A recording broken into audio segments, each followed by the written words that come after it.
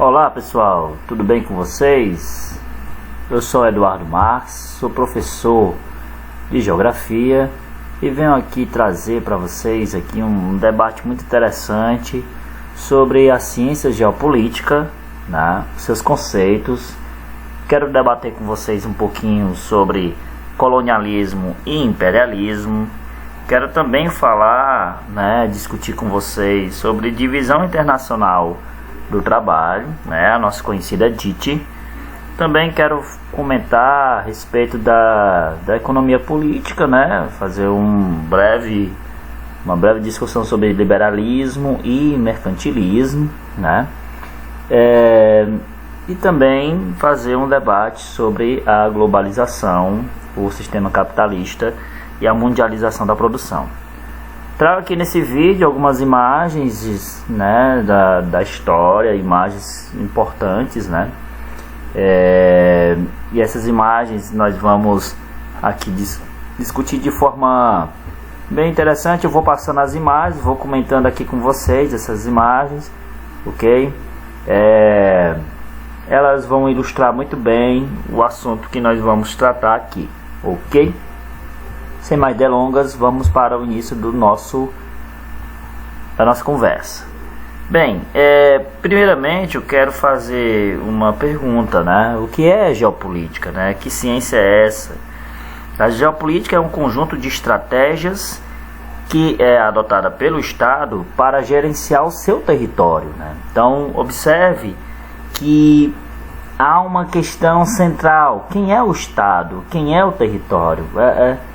É importante a gente caracterizar, dimensionar, definir muito bem quem é o Estado e o que é o território, O Estado ele pode ser considerado uma organização política, social e jurídica, Quando eu falo de uma organização política, eu estou atrelado a uma organização que tem como base o território. Então não existe Estado sem território.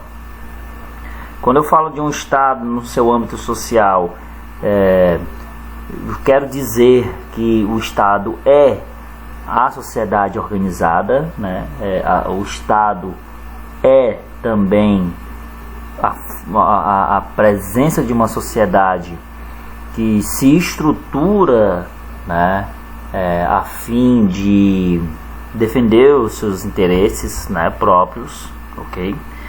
E o Estado ele também é um conceito jurídico, já que para a gente entender o Estado nós temos que entender que esse Estado ele é regulamentado por leis, por uma Constituição, é regulamentado por regras, que são importantes no conviver humano, que são importantes na ideia de gerenciar o território, de administrar o território, de criar hierarquias, no controle do território.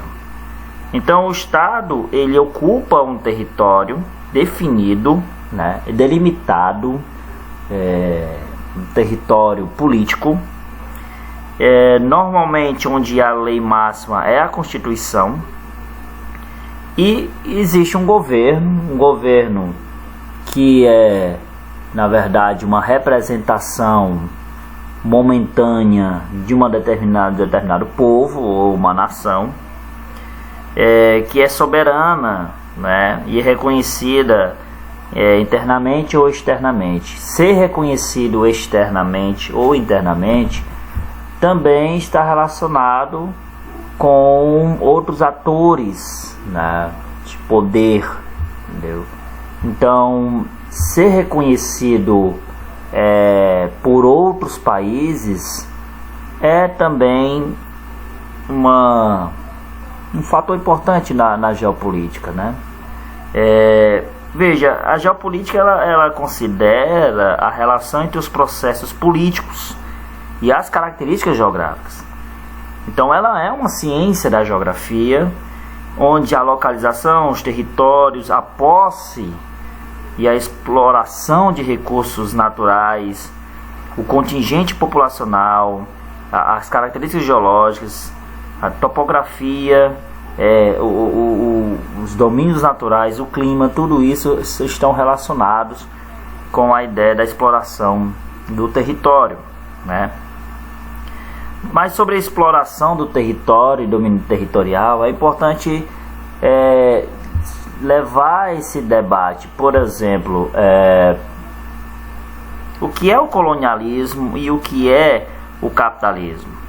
Existe uma obra de Lenin em 1917, um ano muito importante que marca aí a Revolução Russa, em que a gente pode observar as definições a respeito do imperialismo, do colonialismo.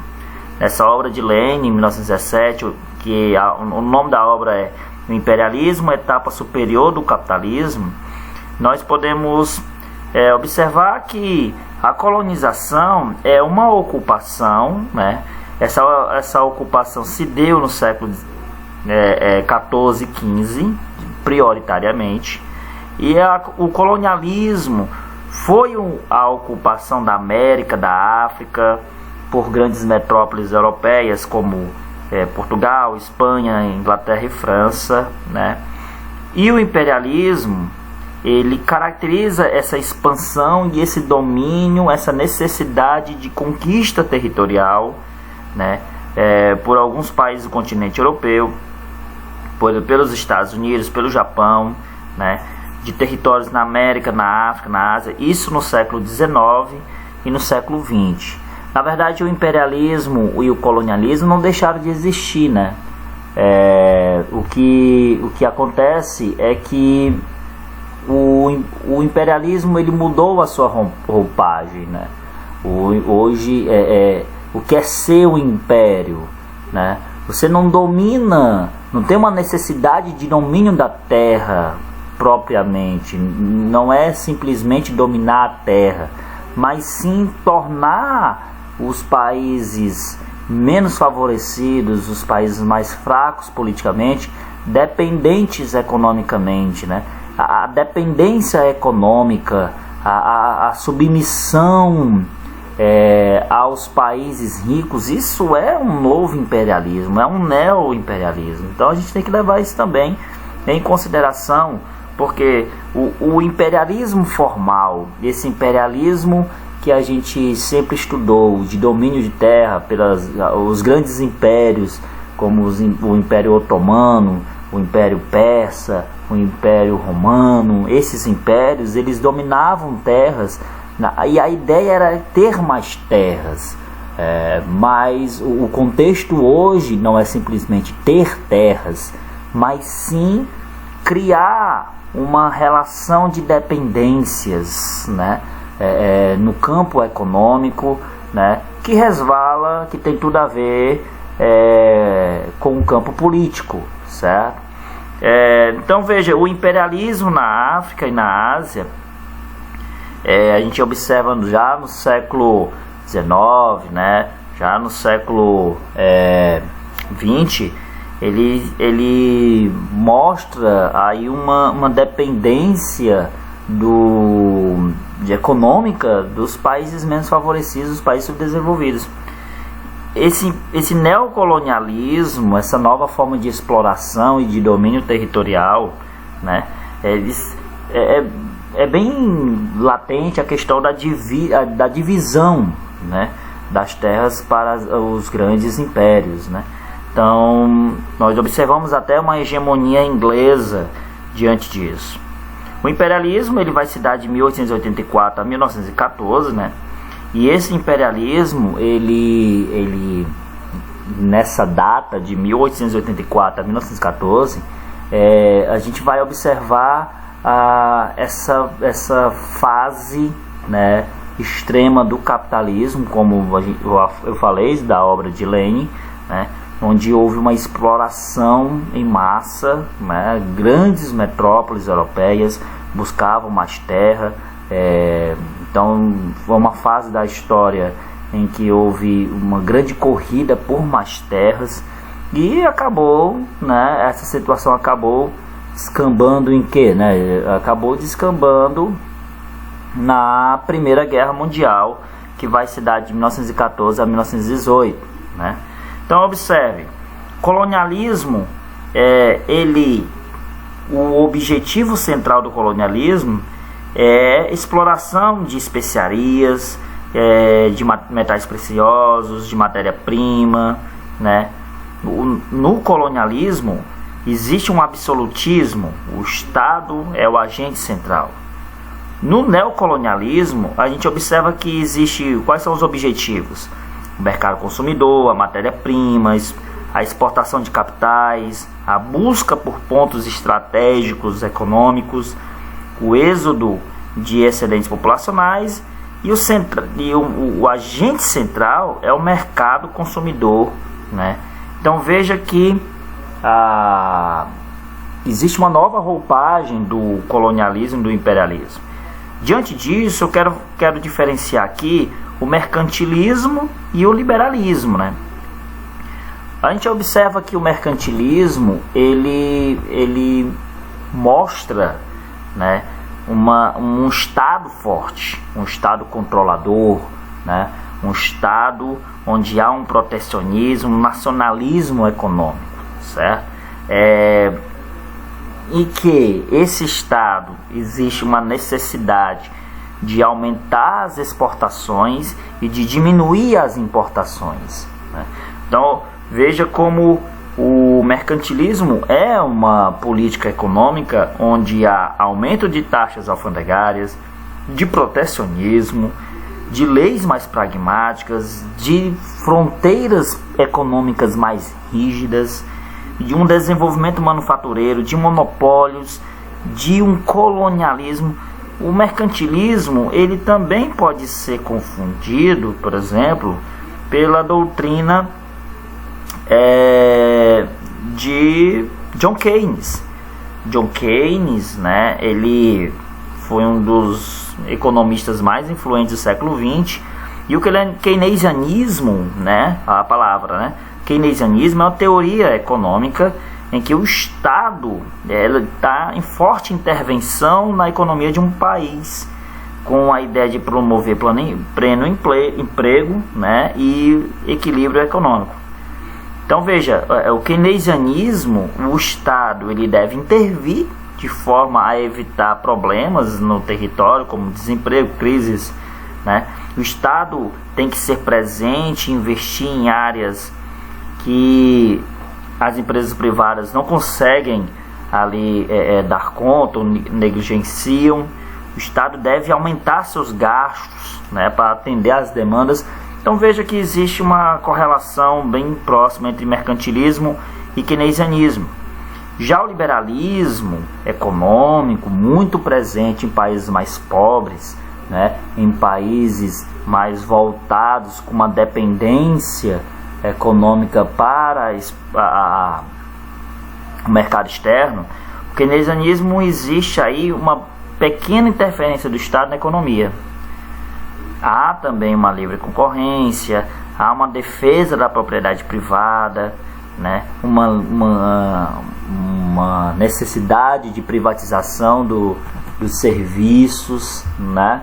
Então veja que existe no liberalismo a ideia da liberdade individual, do livre mercado, da lei da oferta e procura, né?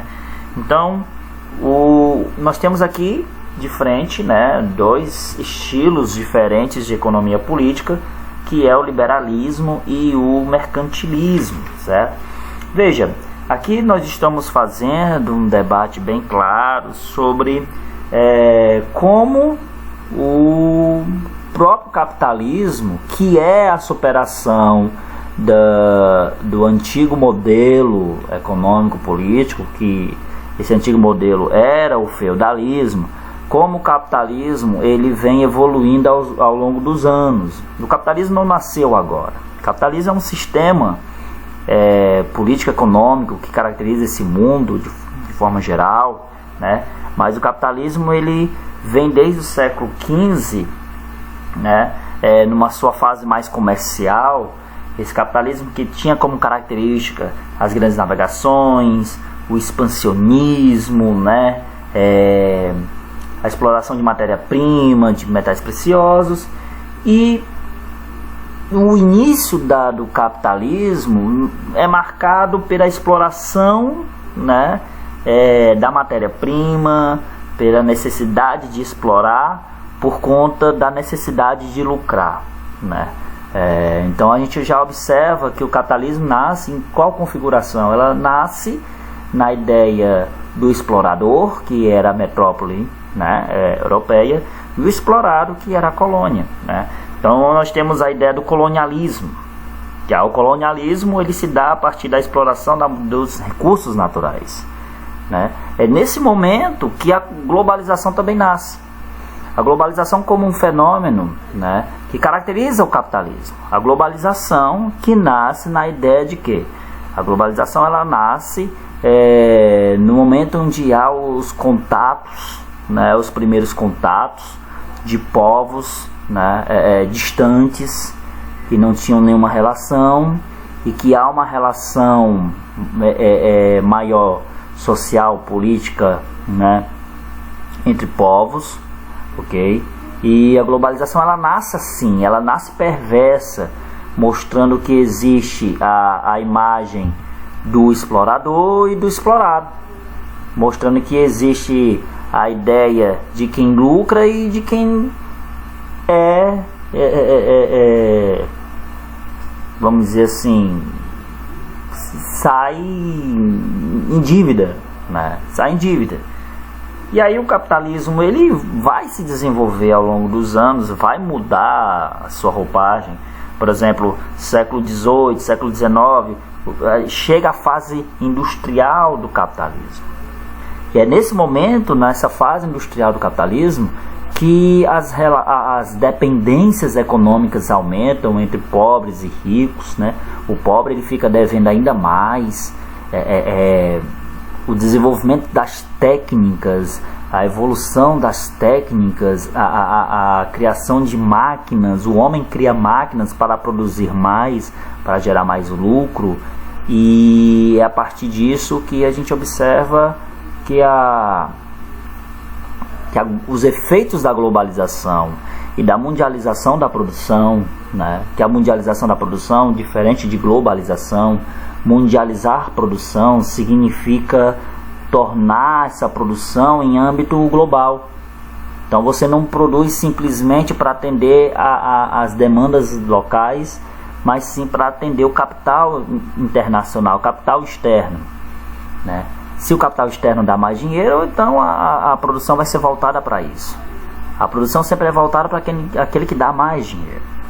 Então é na fase industrial, no século XVIII para o XIX, né, que vai se dar ali até a Primeira Guerra Mundial, que há uma aceleração dos efeitos da globalização, e é nessa fase que o imperialismo ele se estrutura, certo?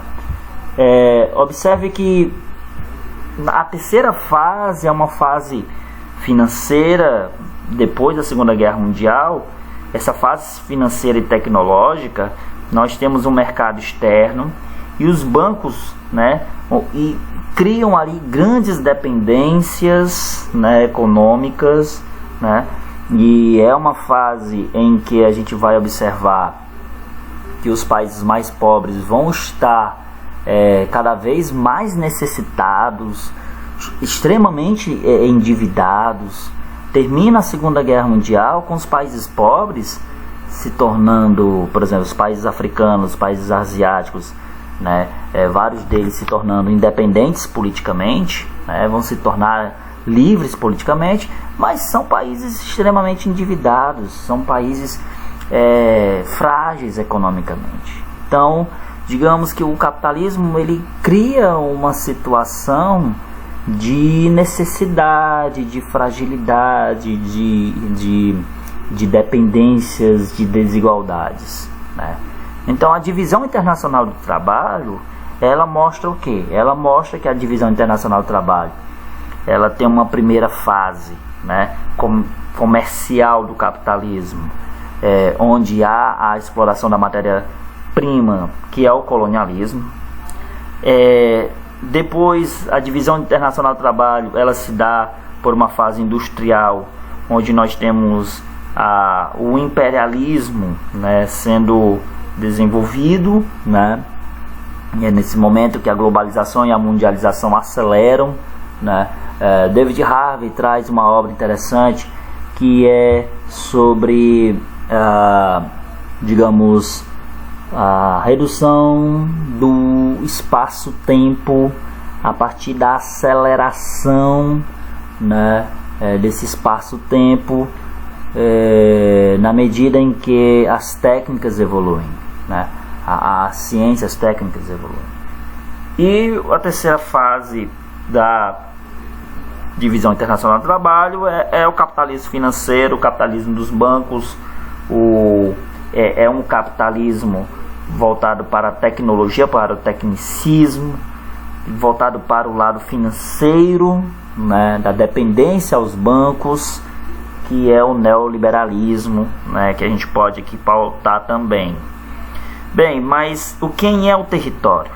O território é um espaço físico. Na política é o espaço nacional controlado pelo Estado, né? Quem é a territorialidade? A territorialidade é a forma como os agentes políticos, econômicos, sociais moldam a organização do território. Aqui eu pego como exemplo os blocos econômicos, os organismos mundiais, né, o FMI, né, o Banco Mundial, a OMC, que são grandes financiadores da economia, ok? Observe, nós temos também a ideia do que é fronteiras. Fronteiras ou delimita ou separa lugares, os territórios, separa paisagens, pode ter um significado amplo, né? Mas também pode ser simples, né? Um significado mais simples de separar países, né? Então veja que a ideia de Estado-nação, né, ela nasce primeiro com a presença de um povo que ostenta valores específicos, né, que tem um território. Nessa configuração nasce uma nação que é uma conjunção de povos que tem laços históricos, aproximações históricas, sejam aproximações positivas ou negativas, quase sempre negativas, a depender do tamanho do território, né? E essa nação, com a presença de um governo que institui aí leis próprias, cria-se a ideia do Estado-nação, né? Então é interessante a gente perceber como grande parte dos países do mundo, a criação de Estados-nações quase sempre estavam no descompasso, né? Ou então estavam de forma estranha aos povos originários. Então a criação de países, a criação de Estado-nações que não eram reconhecidos pelos povos originários, que não eram reconhecidos pelas comunidades tradicionais, né? E aqui a gente pode pegar o exemplo dos países africanos, que boa parte dos países criados na África estava na visão do colonizador, estava na visão do europeu, da metrópole. E a criação desses países era uma situação estranha aos povos locais, ok? Isso é muito importante a gente deixar bem claro. Sobre a evolução do capitalismo, né? A gente observa que na idade contemporânea, a Revolução Industrial, a segunda Revolução Industrial no século XX, que se dá praticamente nos Estados Unidos e na Alemanha, nós temos um aumento dessa produção industrial, com o foco, com um destaque para o Fordismo, que é uma linha de montagem, e o Taylorismo, que é o controle do tempo, né?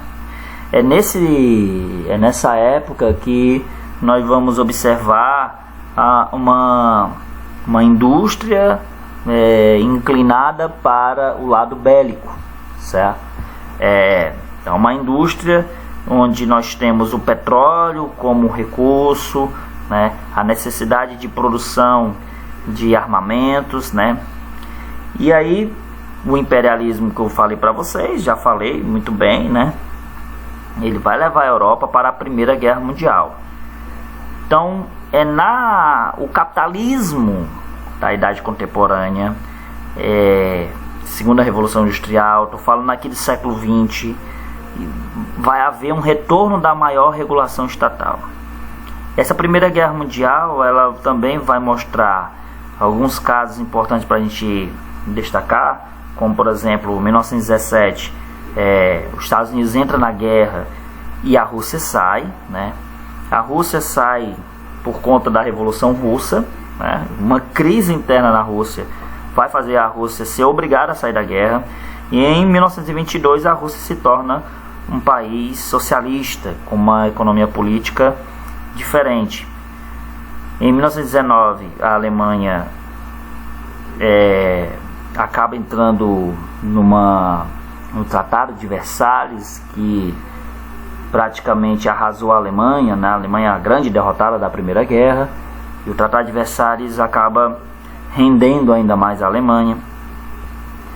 Em 1929 vai haver uma crise da Bolsa de Valores em Nova York, que é na verdade um excesso de produção, né? Observe que a crise da Bolsa de Valores também é uma crise do liberalismo. E isso vai dar espaço, por exemplo, para a Alemanha, né, se sentir à vontade para crescer politicamente, né? Adolf Hitler vai, de certa maneira, se aproveitar dessa crise do liberalismo e vai, vamos dizer, desrespeitar o Tratado de Versalhes, que foi utilizado como uma forma de ódio do povo alemão contra as imposições dos Estados Unidos, feitas pelos Estados Unidos na Primeira Guerra. E observe como as guerras mundiais, elas são resultado das crises do capitalismo, né? Observe também que na Segunda Guerra Mundial a Itália, que nasce lá um regime totalitário, né, nacionalista, que é o fascismo, e em 1933 a Alemanha também nasce um regime totalitário, que é o nazismo. Esses dois países, eles vão instituir ali, né, uma reviravolta na geopolítica mundial, e vai gerar uma Segunda Guerra Mundial, que vai se dar de 1939 a 1945, né? Veja, a Segunda Guerra Mundial, a Alemanha vai ser novamente derrotada, e nós vamos ter uma conferência de alta e uma conferência de posta, onde a Alemanha vai ser dividida, né, na Alemanha Ocidental por parte dos Estados Unidos, França e Reino Unido, e uma Alemanha Oriental sob os domínios da União Soviética. E aí nós chegamos em uma antiga ordem mundial, uma ordem de características políticas bipolar, que vai ser de 1945 a 1989, onde nós vamos ter um capitalismo financeiro monopolista e estatal, certo? Diferente do capitalismo da globalização atual, que é uma globalização econômica, não em termos capitalismo versus socialismo, né? Observe que a ideia da antiga ordem mundial era dividir ideologicamente o mundo entre capitalistas e socialistas. A Guerra Fria, que pelo termo frio quis dizer que era muito mais ideológico do que propriamente uma guerra, né, entre capitalistas e socialistas, mas a Guerra Fria teve confrontos, a Guerra Fria teve muitos confrontos, mas em nível regional, em nível local, que reconfigurou o mapa mundial, certo, na Guerra Fria. Mas hoje essa globalização, ela não é mais restritamente política. Essa globalização é essencialmente econômica, com a presença de blocos econômicos, com a presença de investidores, de financiadores da economia, certo? Então, observe como o mapa do mundo ele vai se reconfigurando, entendeu? Ele vai se reestruturando a partir, né, de crises desse sistema capitalista que é pautado pelo a necessidade de lucrar, a necessidade de explorar. E veja, o capitalismo não é nada sustentável. O capitalismo não é um sistema que podemos dizer que dá certo. O capitalismo ele foi feito para ter sempre um resultado que não vai dar certo, né? Por isso que ao longo da história o capitalismo passa por várias crises, e essas crises quase sempre terminam em confrontos, em guerra, né? Essas crises elas são resolvidas na violência, né? Mesmo com a criação da ONU, né? A ONU vai ser criada ali após a Segunda Guerra Mundial, mas você tem ali a criação da ONU em 1945, você vai ter a criação da Declaração dos Direitos Humanos em 1948, mas tudo isso não resolve um sistema que não é sustentável. Então, falar de sustentabilidade no capitalismo não é falar de forma, entendeu? Inimaginável, não dá para imaginar, certo? Então, a Guerra Fria ela vai ser marcada por guerras locais, regionais, como a Guerra da Coreia, né, que vai se dar de 50 a 53, a Guerra do Vietnã, né, que vai se dar de 1959 a 61, né, que aí podemos dizer, a Guerra do Vietnã vai ser a maior derrota dos Estados Unidos, podemos dizer, né. Então, podemos nos aventurar mais, né, falar da Guerra Fria como um período em que o mundo estava se reconfigurando e hoje nós temos uma nova ordem mundial, né? Que em outro vídeo nós podemos comentar né, melhor, entendeu? O vídeo aqui está ficando muito longo, mas acredito que já me fiz entender, né, sobre essa ideia do sistema capitalista, né, ser totalmente inapropriado, né, e ele passa por transformações. Alguém lucra com isso? Claro, sempre tem alguém lucrando, e quem vai lucrar com isso é justamente aquele que é dono da produção. Então, por exemplo, numa guerra existe os envolvidos que perdem dinheiro e existe aqueles que lucram vendendo as armas. Simples assim. O capitalismo ele cria lucros em cima da desgraça, em cima do problema. Se não tem problema, não tem lucro, né? Então, observe como ao longo da história, né, nós tivemos essas situações peculiares, né? Situações peculiares. Pessoal, é isso. O vídeo ficou um pouco longo, né? Aqui eu estou passando aqui algumas imagens que eu considero ser imagens bem interessantes, né? Que retratam um pouquinho da nossa história, tá bom? Vou fazer novos vídeos falando um pouquinho mais sobre os conceitos geopolíticos, né? Aqui eu parei mais ou menos ali no início da Guerra Fria. O próximo vídeo que eu vou tratar aqui com vocês é um vídeo que fala dessa antiga ordem mundial e novíssima ordem mundial, e vamos debater também sobre os atuais conflitos, pegando de forma bem didática o que está acontecendo na Ucrânia, né, como